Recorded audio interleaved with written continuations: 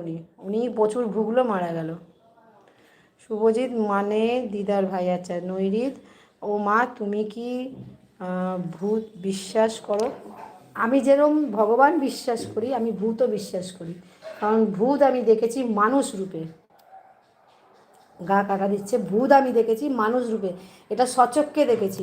আমি বলেছিলাম তোমাদেরকে এর আগে গল্প, হোস্টেলে সামনের বাড়িতে একটা মানে পরপর বাড়িগুলো ছিল, হোস্টেল থেকে কোনাকুনি একটা বাড়ি দেখা যেত।